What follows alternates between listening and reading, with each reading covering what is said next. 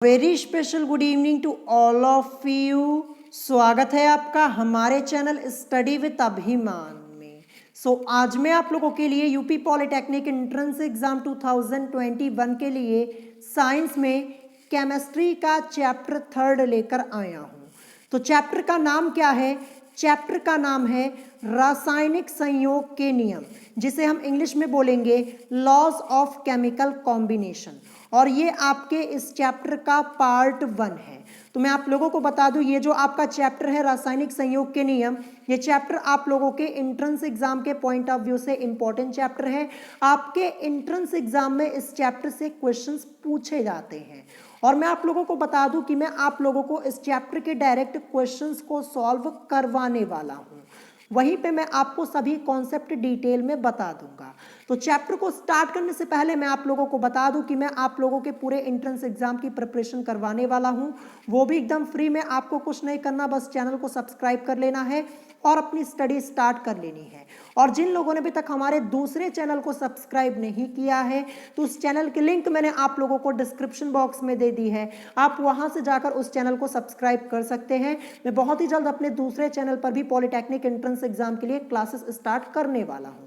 तो चलिए फिर आज के इस चैप्टर को स्टार्ट करते हैं। और मैं आप लोगों को बता दूं कि मैं आप लोगों को इस चैप्टर के क्वेश्चंस को ट्रिकी मेथड से सॉल्व करवाने वाला हूं। बड़े आसानी से आप इस चैप्टर के क्वेश्चंस को सॉल्व कर पाएंगे। तो चलिए देखते हैं इस चैप्टर का फर्स्ट क्वेश्चन क्या दिया है। तो फर्स्ट क्वेश्चन आप लोगों को अपनी स्क्रीन के ऊपर यहाँ पे दिख रहा होगा। तो यहाँ पे आपसे क्वेश्चन पूछा गया है कि स्थिर अनुपात के नियम का प्रतिपादन किया था। यानी आपसे यहाँ पे ये पूछा जा रहा है कि स्थिर अनुपात के नियम का प्रतिपादन किसने किया था। 4 ऑप्शंस आप लोगों की स्क्रीन के ऊपर आप लोगों को दिख रहे होंगे। तो मैं आप लोगों को बता दूं, ये जो आपका क्वेश्चन है, ये क्वेश्चन आप लोगों के एंट्रेंस एग्जाम के पॉइंट ऑफ व्यू से मोस्ट इंपॉर्टेंट क्वेश्चन है। हो सकता है इस बार के एंट्रेंस एग्जाम में आप लोगों से ये क्वेश्चन पूछ लिया जाए। तो क्वेश्चन नंबर फर्स्ट, इसका करेक्ट आंसर क्या हो जाएगा? इसका करेक्ट आंसर हो जाएगा ऑप्शन बी, यानी प्राउस्ट ने। यानी स्थिर अनुपात के नियम का प्रतिपादन किया था प्राउस्ट ने किया था। यहाँ पे प्राउस्ट लिखा हुआ, इनका पूरा नाम क्या है? इनका पूरा नाम भी आपको पता होना जरूरी है। तो इनका पूरा नाम है जोसेफ प्राउस्ट। ये भी आपको ध्यान रखना है, क्योंकि ऑप्शन में आपको पूरा नाम भी लिखा हुआ मिल सकता है। तो इनका पूरा नाम है जोसेफ प्राउस्ट। और ये कहाँ के वैज्ञानिक थे, यानी ये कहाँ से बिलोंग करते थे? तो ये एक फ्रेंच वैज्ञानिक थे, यानी फ्रांस से बिलोंग करते थे। ये भी आपको ध्यान रखना है।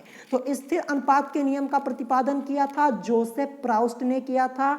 ये कहाँ के वैज्ञानिक थे? फ्रांस के वैज्ञानिक थे, फ्रांस से बिलोंग करते थे, फ्रेंच साइंटिस्ट थे। ध्यान रखिएगा, ठीक है। अगर आपको ये क्वेश्चन डायरेक्ट नहीं याद होता, तो इस क्वेश्चन के लिए मैंने एक ट्रिक बनाई हुई है। वो ट्रिक मैं आप लोगों को बता देता हूं, जिससे आपको ये क्वेश्चन बड़े आसानी से याद हो जाएगा। तो आपको यहाँ पे एक शब्द पे ध्यान देना। यहाँ पे क्या लिखा है?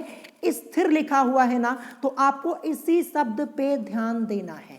तो एग्जाम्पल के तौर पे मान लीजिए कि कोई व्यक्ति है, वो काफी स्थिर है, यानी काफी स्टेबल है, यानी वो शक्तिशाली है। अगर वह व्यक्ति शक्तिशाली है तो उसके अंदर क्या आ जाएगा? घमंड आ जाएगा। घमंड को हम इंग्लिश में क्या बोलते हैं? घमंड को हम इंग्लिश में बोलते हैं प्राउड। तो देखिए, प्राउड में आपका साउंड क्या आ रहा है? प्राउड में आपका प्राउस्ट का साउंड आ रहा है। तो आप इस ट्रिक को कनेक्ट करके इस क्वेश्चन को आसानी से याद कर सकते हैं। बस आपको स्थिर शब्द पे ध्यान देना है, ठीक है। और जो ट्रिक मैंने आपको बताई, ये आपको ध्यान रखना है, तो आप इस क्वेश्चन को बड़े आसानी से सॉल्व कर पाएंगे। इस क्वेश्चन के आंसर को आप कभी नहीं भूलेंगे। तो यहाँ पे ऑप्शन बी इस क्वेश्चन का करेक्ट आंसर हो जाएगा। अब चलिए नेक्स्ट क्वेश्चन देखते हैं, क्वेश्चन नंबर सेकंड। तो क्वेश्चन नंबर सेकंड आप लोगों को अपनी स्क्रीन के ऊपर दिख रहा होगा। क्वेश्चन यहाँ पे है कि व्युत्क्रम अनुपात के नियम की पुष्टि होती है निम्न यौगिकों से। क्वेश्चन क्या है कि व्युत्क्रम अनुपात के नियम की पुष्टि होती होती है निम्न यौगिकों से।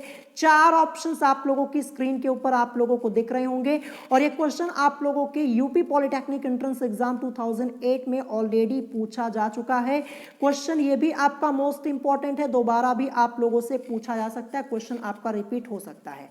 तो सबसे पहले मैं आपको यहाँ पे ये बता देता हूं कि आखिर व्युत्क्रम अनुपात के नियम का प्रतिपादन किसने किया था। सबसे पहला क्वेश्चन आपसे यहाँ पे ये पूछा जाएगा कि व्युत्क्रम अनुपात के नियम का प्रतिपादन किसने किया था। तो किसने किया था? रिक्टर ने किया था। ये भी आपको ध्यान रखना है कि व्युत्क्रम अनुपात के नियम का प्रतिपादन रिक्टर ने किया था।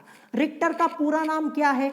इनका पूरा नाम है जेरेमाइस बेंजामिन रिक्टर। ये भी आपको ध्यान रखना है, रिक्टर का पूरा नाम है जेरेमाइस बेंजामिन रिक्टर, जिसको हम शॉर्ट में क्या लिखते हैं? जेबी रिक्टर लिखते हैं। ये भी आपको ध्यान रखना है। और ये रिक्टर ये कहाँ के साइंटिस्ट थे? तो ये एक जर्मन साइंटिस्ट थे, यानी जर्मनी से बिलोंग करते थे। ये भी आपको ध्यान रखना है। तो यहाँ पे मैंने आपको ये भी बता दिया कि व्युत्क्रम अनुपात के नियम का प्रतिपादन किसने किया था? जेरेमाइस बेंजामिन रिक्टर ने किया था। कहाँ के साइंटिस्ट थे? जर्मनी के साइंटिस्ट थे, जर्मन साइंटिस्ट थे, जर्मनी से बिलोंग करते थे। ये आपको ध्यान रखना है। अब मैं आपको इस क्वेश्चन का करेक्ट आंसर बता देता हूं। तो क्वेश्चन नंबर 2, इसका करेक्ट आंसर आपका हो जाएगा ऑप्शन ए, यानी CO2 CH4 H2O।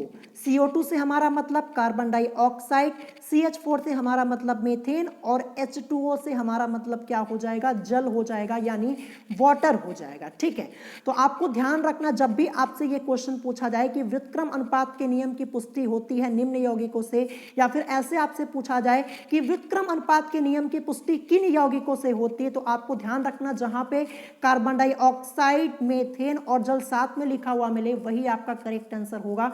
तो आपका इस क्वेश्चन का करेक्ट आंसर ऑप्शन ए हो जाएगा। क्वेश्चन मोस्ट इंपॉर्टेंट है, इसको अच्छे से प्रिपेयर कर लीजिएगा। ठीक है, अब चलिए इसके बाद देखते हैं नेक्स्ट क्वेश्चन, क्वेश्चन नंबर 3, जो कि आपका एक न्यूमेरिकल टाइप का क्वेश्चन है। लेकिन इस क्वेश्चन को सॉल्व करने के लिए मैं आपको एक ट्रिक बताऊंगा। उस ट्रिक को अगर आप एक बार समझ जाएंगे ना, तो आप इस क्वेश्चन को मात्र 5 सेकंड के अंदर सॉल्व कर पाएंगे, वो भी बिना पेन उठाए, बड़े आसानी से। ठीक है, ध्यान रखिएगा। तो चलिए देखते क्वेश्चन लिखा क्या है। क्वेश्चन यहाँ पे लिखा है कि सीसे के 3 ऑक्साइडों में सीसा क्रमशः 92.83%, 90.65% तथा 89.10% है। ये आंकड़े जिस नियम की पुष्टि करते हैं उसे प्रतिपादित किया था। आपसे यहाँ पे ये पूछा जा रहा है कि ये आंकड़े जिस नियम की पुष्टि करते हैं उसे किस वैज्ञानिक ने प्रतिपादित किया था। यहाँ पे ऑप्शंस में यहाँ पे वैज्ञानिक के नाम दिए गए हैं, जैसा कि आप लोग देख पा रहे होंगे। तो देखिए, इस क्वेश्चन को सॉल्व करने की मैं आपको ट्रिक बता देता हूं। ट्रिक अच्छे से समझ लीजिए। इस टाइप के क्वेश्चन को मात्र 5 सेकंड के अंदर आप सॉल्व कर पाएंगे। तो आपको यहाँ पे ध्यान देना है एक वर्ड पे। एक वर्ड आपका यहाँ पे लिखा हुआ है ऑक्साइड। यहाँ पे देखिए ऑक्साइडो लिखा है ना, मतलब ऑक्साइड ही आपका होगा। तो इस वर्ड पे आपको ध्यान देना है। तो ध्यान रखिएगा, जब भी आपको किसी क्वेश्चन में ऑक्साइड लिखा हुआ मिले और क्वेश्चन में आंकड़े दिए हो, तो आप तुरंत समझ जाइएगा कि क्या होगा? गुणित अनुपात का नियम होगा। बस आपको इसी वर्ड पे ध्यान देना, जो आपका यहाँ पे ऑक्साइड लिखा हुआ है, आपको तुरंत समझ जाना है कि कौन सा नियम होगा? गुणित अनुपात का नियम होगा। बस यही ट्रिक है इस क्वेश्चन की, यही आपको ध्यान रखना है। तो गुणित अनुपात का नियम, इसको किसने प्रतिपादित किया था? गुणित अनुपात के नियम को प्रतिपादित किया था जॉन डाल्टन ने। किसने किया था? जॉन डाल्टन ने किया था। ये आपको ध्यान रखना है। तो क्या ऑप्शन में आपका डाल्टन दिया गया है? दिया गया है। ऑप्शन बी में देखिए, यहाँ पे दिया है ना, तो यही इस क्वेश्चन का करेक्ट आंसर हो जाएगा।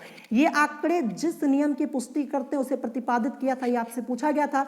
ये जो आंकड़े हैं ये गुणित अनुपात के नियम की पुष्टि कर रहे हैं, और इसे किसने प्रतिपादित किया था? जॉन डाल्टन ने किया था। बस आपको एक वर्ड पे ध्यान देना है, ऑक्साइड, और तुरंत आप इस क्वेश्चन का आंसर कर पाएंगे। ठीक है, ऑप्शन बी इस क्वेश्चन का करेक्ट आंसर हो जाएगा। और मैं आपको बता दूं, इस टाइप के कई क्वेश्चन आपके इस चैप्टर में दिए गए हैं। अभी मैं आगे आपको सॉल्व कराऊंगा, बड़े आसानी से आप सॉल्व कर पाएंगे। तो यहाँ पे ऑप्शन बी इस क्वेश्चन का करेक्ट आंसर हो जाएगा। अब यहाँ पे डाल्टन लिखा हुआ है, ठीक है, इनका पूरा नाम नाम क्या है? इनका पूरा नाम जॉन डाल्टन है, ये ध्यान रखिएगा, ये आपको ध्यान रखना है। और ये कहाँ के वैज्ञानिक थे? ये एक ब्रिटिश साइंटिस्ट थे, यानी इंग्लैंड से बिलोंग करते थे, इंग्लैंड के साइंटिस्ट थे। चाहे ब्रिटिश बोलिए चाहे इंग्लैंड बोलिए, बात एक ही है, ध्यान रखिएगा। तो यहाँ पे करेक्ट आंसर आपका ऑप्शन बी हो जाएगा। आई होप आपको ये क्वेश्चन समझ में आ गया होगा। अब चलिए इसके बाद देखते हैं नेक्स्ट क्वेश्चन, क्वेश्चन नंबर 4। तो क्वेश्चन नंबर 4 आप लोग अपनी स्क्रीन के ऊपर देख पा रहे होंगे। यहाँ पे क्वेश्चन है कि एक धातु के 3 ऑक्साइड हैं, प्रत्येक में धातु की मात्रा क्रमशः 76.47%, 61.78% तथा 51.68% है, यह आंकड़े दर्शाते हैं। तो देखिए यहाँ पे क्या लिखा हुआ है क्वेश्चन में, देखिए आपका ऑक्साइड लिखा हुआ है। तो ये क्वेश्चन आपको सॉल्व करने की जरूरत ही नहीं है। क्या फायदा अपना टाइम वेस्ट करने से? अगर आप बेसिक मेथड से सॉल्व करने जाएंगे तो आपका काफी टाइम वेस्ट होगा। ऑक्साइड लिखा हुआ है, इसका मतलब क्या हो जाएगा? गुणित अनुपात का नियम। आगे आपको इस क्वेश्चन में कुछ करना ही नहीं है। तो गुणित अनुपात का नियम कहां दिया है? ऑप्शन ए में दिया है। ऑप्शन ए इस क्वेश्चन का करेक्ट आंसर हो जाएगा। देखिए अभी ऊपर भी आपका इसी टाइप का क्वेश्चन आया था, मैंने आपसे कहा था कि आगे भी इस चैप्टर में इस टाइप के कई क्वेश्चन दिए गए हैं, जैसे क्वेश्चन नंबर 3, क्वेश्चन नंबर 4। अगर आप इसको बेसिक मेथड से सॉल्व करने जाएंगे तो आपका काफी टाइम वेस्ट होगा, और एग्जाम में आपके पास इतना टाइम नहीं होता कि आप बेसिक मेथड अप्लाई करें। इस क्वेश्चन के लिए मैंने आपको ट्रिक बता दी है, बस आपको ऑक्साइड पे ध्यान देना है। ऑक्साइड लिखा हुआ मिले, इसका मतलब क्या हो जाएगा? गुणित अनुपात का नियम हो जाएगा। ऊपर आपका ऑक्साइड आया था, गुणित अनुपात का नियम हुआ था, डाल्टन ने प्रतिपादित किया है, ये करेक्ट आंसर हुआ था। और यहां भी आपको देखिए आंकड़े दिए गए थे, यहाँ पे आपसे पूछा गया कि आंकड़े दर्शाते हैं, तो आपका क्या हो जाएगा? गुणित अनुपात का नियम, क्योंकि ऑक्साइड आपका आ रहा है। बस ऑक्साइड पे आपको फोकस करना है, ठीक है, ध्यान रखिएगा। तो इस क्वेश्चन का करेक्ट आंसर ऑप्शन ए हो जाएगा, ठीक है। अब देखिए जैसा कि आप लोग देख पा रहे होंगे, ये क्वेश्चन आप लोगों का यूपी पॉलिटेक्निक एंट्रेंस एग्जाम 2012 में ऑलरेडी एक बार पूछा भी जा चुका है, ठीक है। अब चलिए नेक्स्ट क्वेश्चन देखते हैं, क्वेश्चन नंबर 5। तो क्वेश्चन नंबर 5 आप लोग अपनी स्क्रीन के ऊपर देख पा रहे होंगे। क्वेश्चन यहाँ पे है 10.0 ग्राम CaCO3 गर्म करने पर 4.4 ग्राम CO2 तथा 5.6 ग्राम CaO देता है, उपर्युक्त प्रेक्षण सहमत है। 4 ऑप्शंस आपके दिए गए हैं, ऑप्शंस मैं आपको बाद में पढ़ के बताऊंगा। जैसा कि आप लोग देख पा रहे होंगे, ये क्वेश्चन आप लोगों का यूपी पॉलिटेक्निक एंट्रेंस एग्जाम 2020 में, यानी इसी साल आप लोगों के एंट्रेंस एग्जाम में ये क्वेश्चन पूछा गया है। यहाँ पे आपको दिया गया है कि 10.0 ग्राम CaCO3 गर्म करने पर 4.4 ग्राम CO2 तथा 5.6 ग्राम CaO देता है, उपर्युक्त प्रेक्षण सहमत है। तो ऑप्शन ए दिया है व्युत्क्रम अनुपात के नियम से, ऑप्शन बी दिया है निश्चित अनुपात के नियम से, ऑप्शन सी दिया है गुणित अनुपात के नियम से, और ऑप्शन डी दिया है द्रव्यमान संरक्षण के नियम से, ठीक है। तो ये क्वेश्चन मैं आपको डिटेल में सॉल्व करके बताता हूं। देखिए यहाँ पे नीचे मैंने सॉल्व किया हुआ है। तो देखिए आपको क्वेश्चन में सबसे पहले दिया क्या हुआ, जैसा कि आप लोग देख पा रहे होंगे 10.0 ग्राम आपका CaCO3 दिया हुआ है, ठीक है। तो सबसे पहले मैंने यहाँ पे नीचे क्या लिखा, जैसा कि आप लोग देख पा रहे होंगे, यहाँ पे मैंने लिखा सबसे पहले CaCO3, और इसकी मात्रा कितनी दी गई है? 10.0 ग्राम। और ये जो आपका CaCO3 है ये अभिकारक है, ध्यान रखिएगा, ठीक है, ये अभिकारक है। अभिकारक के बारे में अभी मैं आगे आपको डिटेल में बताऊंगा। फिर उसके बाद देखिए आगे क्वेश्चन में क्या लिखा है कि गर्म करने पर 4.4 ग्राम CO2 तथा 5.6 ग्राम CaO देता है, ठीक है। तो पहले हम CaO को लिखेंगे, फिर CO2 को लिखेंगे, ध्यान रखिएगा। गर्म करने पर यहाँ पे बात हो रही है, तो जैसा कि आप लोग देख पा रहे होंगे, मैंने यहाँ पे ये एरो का साइन लगाया गर्म करने पर, तो यहाँ पे मैंने ये साइन लगा दिया। गर्म करने पर क्या दे रहा है? CO2 और CaO दे रहा, तो CO2 को हम बाद में लिखेंगे, CaO को हम पहले लिखेंगे। तो CaO इसकी मात्रा कितनी दी गई है? 5.6 ग्राम दी गई है क्वेश्चन में। मैं आपको दिखा देता हूं CaO, ये देखिए CaO की मात्रा कितनी है? 5.6 ग्राम, और CO2 की 4.4 ग्राम। तो ये भी हमें यहाँ पे लिखना होगा, ठीक है। तो ये मैंने यहाँ पे लिख दिया, CaO इसकी मात्रा 5.6 ग्राम और CO2 की 4.4 ग्राम, ठीक है। तो देखिए ये जो आपका CaCO3 है ये अभिकारक है। आखिर अभिकारक क्या होता है ये मैं आपको बता देता हूं। तो रासायनिक अभिक्रिया में भाग लेने वाले पदार्थों को अभिकारक कहते हैं, ध्यान रखिएगा, क्या कहते हैं? रासायनिक अभिक्रिया में भाग लेने वाले पदार्थों को अभिकारक कहते हैं। और यह रासायनिक समीकरण में तीर के चिन्ह के बाईं ओर लिखा जाता है। तो देखिए ये आपका तीर का चिन्ह है और बाईं ओर आपका ये लिखा हुआ है आपका अभिकारक, ठीक है, बाईं ओर ही तो लिखा हुआ है, ये आपका हो जाएगा अभिकारक। आई होप आपको ये समझ में आ गया होगा। तो देखिए गर्म करने पर क्या मिल रहा है, CaO प्लस CO2। तो ये क्या है, ये आपका उत्पाद है, ध्यान रखिएगा, प्रोडक्ट आपका यहाँ पे ध्यान रखिएगा उत्पाद है। अब उत्पाद किसे कहते हैं तो ये भी मैं आपको बता देता हूं। तो वे रासायनिक अभिक्रिया जिसमें अभिक्रिया होने के बाद एक नया पदार्थ बनता है उसे उत्पाद कहते हैं, यानी प्रोडक्ट कहते हैं। और यह रासायनिक समीकरण में तीर के निशान के दाहिनी ओर यानी दाईं ओर लिखा जाता है, जो आपका उत्पाद होता है। तो तीर के निशान के दाईं ओर आपका ये लिखा हुआ है। तो यहाँ पे मैंने आपको बेसिक बता दिया। अब हमें यहाँ पे ये फाइंड आउट करना है कि ये किस नियम की पुष्टि करता है। आपसे यहाँ पे ये पूछा गया है कि उपर्युक्त प्रेक्षण सहमत है, यानी ये जो प्रेक्षण है ये किस नियम से आपका यहाँ पे संबंधित है, किसकी पुष्टि यहाँ पे करता है। तो देखिए बहुत ही ध्यान से समझिएगा। सबसे पहले देखिए ये जो आपका अभिकारक है इसकी मात्रा कितनी है, 10.0 ग्राम है, ठीक है। गर्म करने पर हमें क्या मिल रहा है, CaO प्लस CO2। CaO की मात्रा कितनी है यहाँ पे 5.6 ग्राम और CO2 की कितनी है 4.4 ग्राम। तो अगर आप देखिए जो उत्पाद हमें मिला है, अगर आप इसको ऐड कर देंगे, ठीक है, अगर आप ऐड करेंगे 5.6 को और 4.4 को अगर आप ऐड करेंगे, मैं आपको ऐड करके दिखाता हूं, तो 6 4 10 आपका हो जाएगा, पॉइंट लगाए, पॉइंट के नीचे पॉइंट यहां पे लगा दिया, 5 4 9 कैरी 1 आया, क्योंकि 6 4 10 हासिल यहां पे 1 आएगा, कैरी 1 आएगा, तो 5 4 9 1 10 क्या आ रहा है, 10.0 ग्राम ही आ रहा है आपका, ठीक है, 10.0 ग्राम ही आपका यहाँ पे आ रहा है। यानी पहले कितना था, 10.0 ग्राम था, गर्म करने पर हमें ये मिला, और यहाँ पे जब उत्पाद हमें मिल रहा है यहाँ भी आपका कितना आ रहा है, 10.0 ग्राम आ रहा है। यानी दोनों वैल्यूज आपकी सेम है। यानी मैं नीचे यहाँ पे क्या लिख सकता हूँ, अर्थात अभिकारक का द्रव्यमान बराबर उत्पाद का द्रव्यमान। देखिए अभिकारक का द्रव्यमान कितना है, 10.0 ग्राम, और जो उत्पाद आया इन दोनों को ऐड करने पर हमें क्या मिलेगा, 10.0 ग्राम। यानी अभिकारक का द्रव्यमान बराबर उत्पाद का द्रव्यमान, यानी ये आपका क्या हो जाएगा। अतः उपर्युक्त प्रेक्षण द्रव्यमान संरक्षण के नियम से संबंधित है। किससे संबंधित है, द्रव्यमान संरक्षण के नियम से संबंधित है। अब यहाँ पे 2 क्वेश्चन आपका और बनता है, वो क्वेश्चन मैं आपको बता रहा हूं, क्वेश्चन को लिख लीजिएगा, आपको अपनी बुक के एक्सरसाइज में ये क्वेश्चन देखने को नहीं मिलेगा। सबसे पहला क्वेश्चन आपसे ये पूछा जाएगा कि द्रव्यमान संरक्षण के नियम का प्रतिपादन किसने किया था। क्या पूछा जाएगा कि द्रव्यमान संरक्षण के नियम का प्रतिपादन किसने किया था। तब आपका आंसर क्या होगा, लामनोसाव। क्या होगा, लामनो, मैं आपको लिख के बता देता हूं, लामनोसाव। ध्यान रखिएगा, इसको लिख लीजिएगा। क्वेश्चन में एक बार फिर से आपको रिपीट करके बता देता हूं, आपसे पूछा क्या जाएगा कि द्रव्यमान संरक्षण के नियम का प्रतिपादन किसने किया था, लामनोसाव ने किया था। मैंने यहां पे लिखा हुआ है, और ये कहां के वैज्ञानिक थे, रशियन साइंटिस्ट थे, ठीक है। ये क्वेश्चन पहला हो गया। फिर आपसे एक क्वेश्चन इसी से रिलेटेड पूछा जाएगा कि द्रव्यमान संरक्षण के नियम की पुष्टि किसने की थी। देखिए प्रतिपादन पूछा जाएगा तो आपका आंसर लामनोसाव होगा। लेकिन अगर आपसे यह पूछा जाए कि द्रव्यमान संरक्षण के नियम की पुष्टि किसने की थी, तो आपका आंसर हो जाएगा लेवोशिए। क्या हो जाएगा, लेवोशिए हो जाएगा। ये भी ध्यान रखिएगा। तो यही क्वेश्चन में आपका 2 क्वेश्चन और यहाँ पे बन जा रहा है। पहला क्वेश्चन क्या बन रहा है, पहला क्वेश्चन बन रहा है, आपसे ये पूछा जाएगा कि द्रव्यमान संरक्षण के नियम का प्रतिपादन किसने किया था, तो ये किया था लामनोसाव ने। अगर आपसे पूछा जाए कि द्रव्यमान संरक्षण के नियम की पुष्टि किसने की थी, तो आपका आंसर होगा लेवोशिए, ठीक है।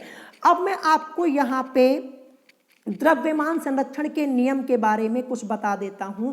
तो देखिए मैंने आपको यह बता दिया सबसे पहले कि इस नियम को सर्वप्रथम रशियन वैज्ञानिक लामनोसाव ने प्रतिपादित किया था। प्रतिपादन किसने किया था, लामनोसाव ने, और बाद में लेवोशिए ने इस नियम की पुष्टि की थी। तो आपको ध्यान रखना है कि इस नियम के अनुसार द्रव्य अविनाशी है, अर्थात द्रव्य को ना तो उत्पन्न किया जा सकता है और ना ही इसका विनाश किया जा सकता, अर्थात ना ही इसे नष्ट किया जा सकता है।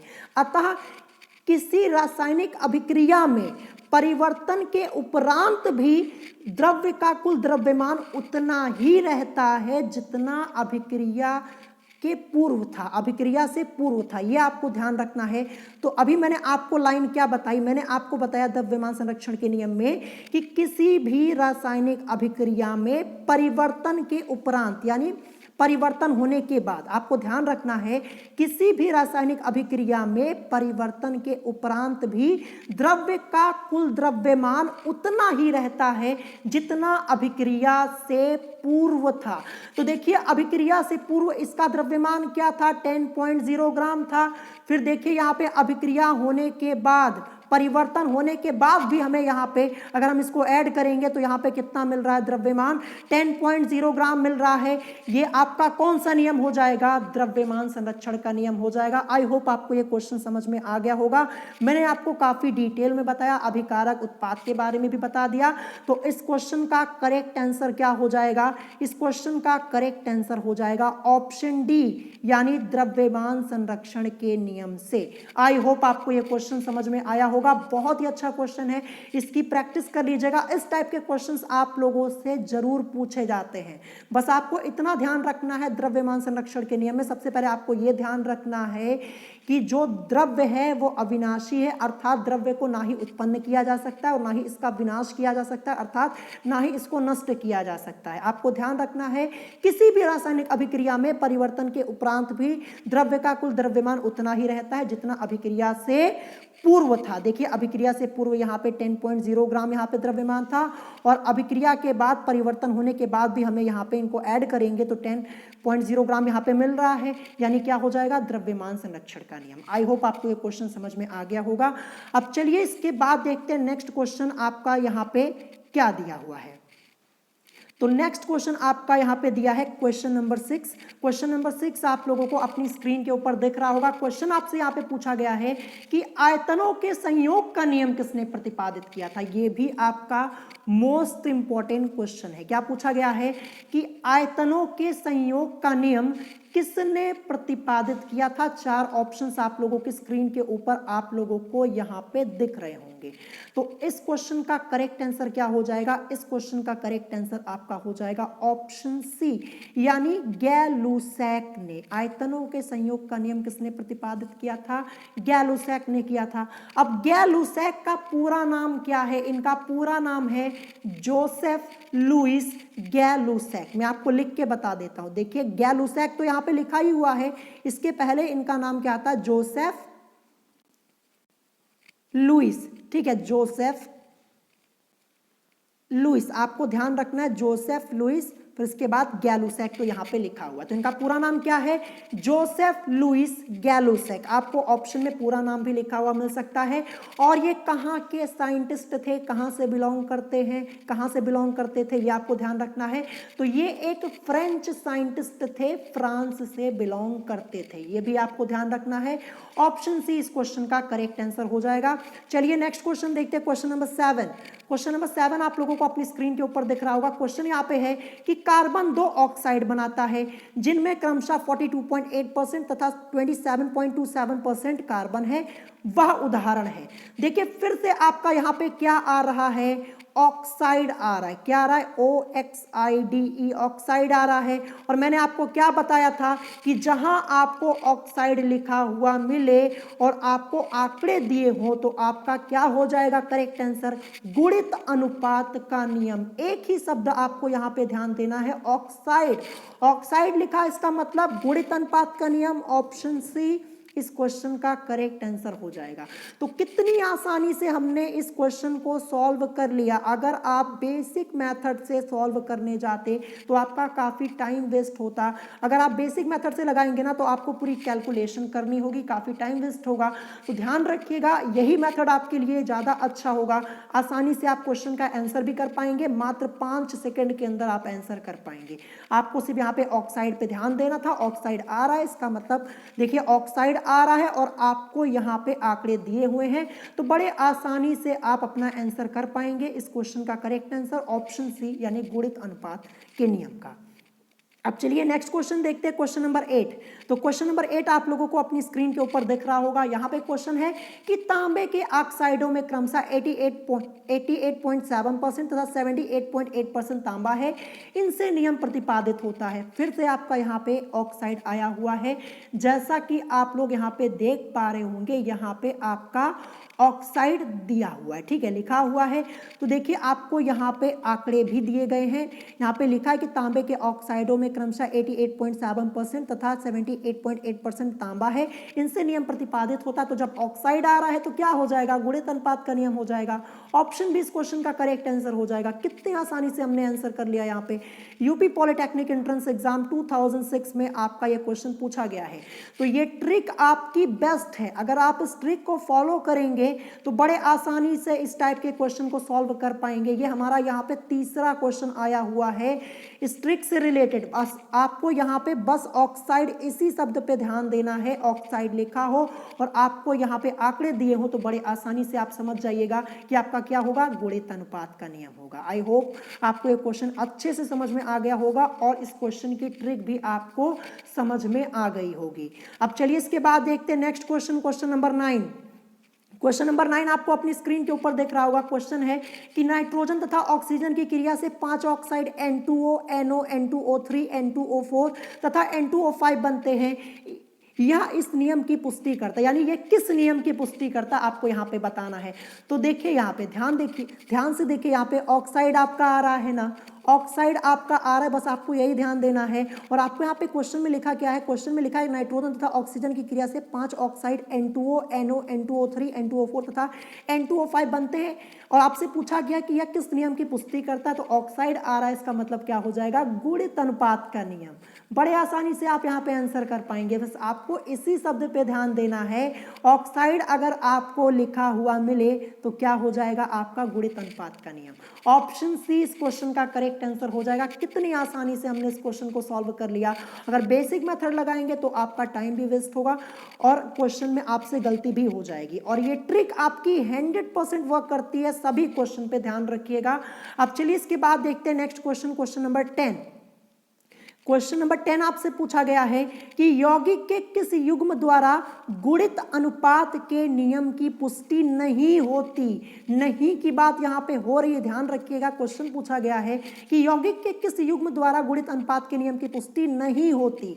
4 ऑप्शंस आपको दिए गए हैं, तो ऑप्शन के अकॉर्डिंग ऑप्शन सी इस क्वेश्चन का करेक्ट आंसर होगा। CO2 तथा H2CO3। CO2 से हमारा मतलब कार्बन डाइऑक्साइड हो जाएगा और H2CO3 से मतलब हमारा हो जाएगा कार्बोनिक एसिड। क्या हो जाएगा, कार्बोनिक एसिड हो जाएगा। H2CO3 को, इसको हम किस नाम से जानते हैं, कार्बोनिक एसिड के नाम से जानते हैं। मैं आपको लिख के बता देता हूं, कार्बोनिक एसिड के नाम से जानते हैं, ठीक है। तो इस देखिए यहाँ पे ऑप्शन सी इस क्वेश्चन का करेक्ट आंसर हो जाएगा। आपसे पूछा गया था कि यौगिक के किस युग्म द्वारा गुणित अनुपात के नियम की पुष्टि नहीं होती।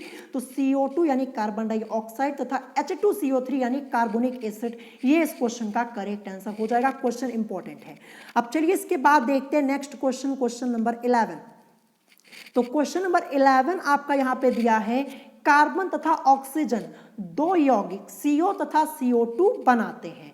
यदि कार्बन का परमाणु भार 12 तथा ऑक्सीजन का 16 है तो यौगिकों की संरचना प्रदर्शित करती है। यूपी पॉलिटेक्निक एंट्रेंस एग्जाम 2005 में आपका क्वेश्चन पूछा गया है।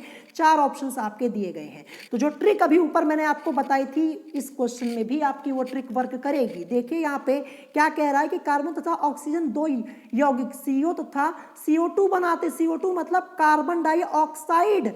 यहां भी आपका ऑक्साइड आ रहा है, कार्बन डाइऑक्साइड ना, यही तो आपका होगा। CO से मतलब कार्बन मोनोऑक्साइड होता है, तो यहां भी आपका ऑक्साइड आ रहा है। ऑक्साइड आ रहा है तो इसका मतलब क्या हो जाएगा, गुणित अनुपात का नियम। यहीं पे आपका क्वेश्चन खत्म हो जाता है। ऑप्शन ए इस क्वेश्चन का करेक्ट आंसर हो जाएगा। बस आपको ध्यान देना था। देखिए यहां पे आपका ऑक्साइड यहाँ पे लिखा नहीं हुआ है, लेकिन ये देखिए CO तथा CO2, CO से मतलब कार्बन मोनोऑक्साइड और CO2 से कार्बन डाइऑक्साइड, यानी ऑक्साइड आपका यहाँ पे आ रहा है ना, ऑक्साइड आ रहा है तो क्या हो जाएगा, गुणित अनुपात का नियम। ऑप्शन ए इस क्वेश्चन का करेक्ट आंसर हो जाएगा। ठीक है, तो यही इस क्वेश्चन का करेक्ट आंसर होगा। यहाँ भी ट्रिक आपकी वर्क कर रही, कितनी आसानी से आप क्वेश्चन को सॉल्व कर सकते हैं।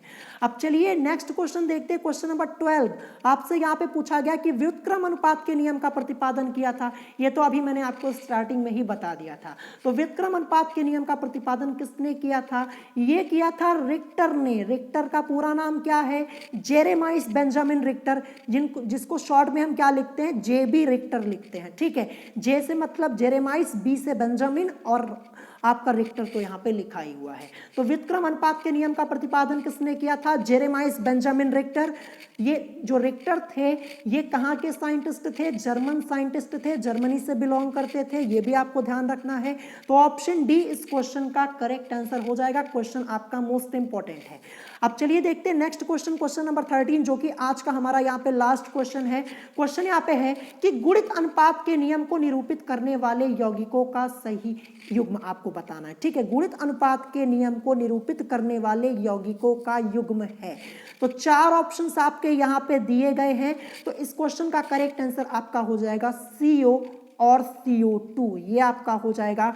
यानी कार्बन मोनोऑक्साइड और कार्बन डाइऑक्साइड कहाँ पे दिया है, ऑप्शन बी में दिया है। ऑप्शन बी इस क्वेश्चन का करेक्ट आंसर हो जाएगा। और अभी इसी से रिलेटेड आपका एक क्वेश्चन ऊपर आया था, चलिए मैं आपको दिखाता हूं। ये देखिए यहाँ पे आया था कि कार्बन तथा ऑक्सीजन 2 यौगिक CO तथा CO2 बनाते हैं। फिर आपसे पूछा गया यदि कार्बन का परमाणु भार 12 तथा ऑक्सीजन का 16 है तो यौगिकों की संरचना प्रदर्शित करती है। तो जो आपका CO और CO2 है ये गुणित अनुपात के नियम को प्रदर्शित करता है। यहाँ पे गुणित अनुपात का नियम हमारा करेक्ट हुआ था, यहाँ पे मैंने बताया था ऑक्साइड आपका आ रहा था। और देखिए नीचे आपसे यहाँ पे क्या पूछा गया कि गुणित अनुपात के नियम को निरूपित करने वाले यौगिकों का युग्म है, तो CO और CO2 यही तो होगा, ऊपर भी हमारा वही हुआ था।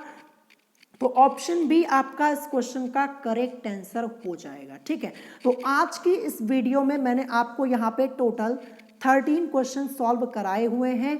अभी जो क्वेश्चन इस चैप्टर के बचे हुए हैं वो मैं आपको कल सॉल्व करवा दूंगा, यानी कल की वीडियो में ये जो आपका चैप्टर होगा ये चैप्टर आप लोगों का कंप्लीटली फिनिश हो जाएगा। ठीक है, और मैं आप लोगों को बता दूं इससे पहले केमिस्ट्री में मैंने आपका चैप्टर फर्स्ट और चैप्टर सेकंड ऑलरेडी कंप्लीट करवा दिया। जिन लोगों ने नहीं पढ़ा चैनल पे जाकर पढ़ सकते हैं, मैंने चैनल पर केमिस्ट्री की अलग से प्लेलिस्ट भी बना दी है। ठीक है, तो आज की इस वीडियो में मैंने आपको टोटल 13 क्वेश्चन सॉल्व कराए। कोई क्वेश्चन आपको नहीं समझ में आया हो तो आप मुझसे कमेंट करके पूछ सकते हैं, और मैंने आपको ट्रिक भी बताई क्वेश्चन सॉल्व करने की जिससे आप आसानी से सॉल्व कर पाएंगे।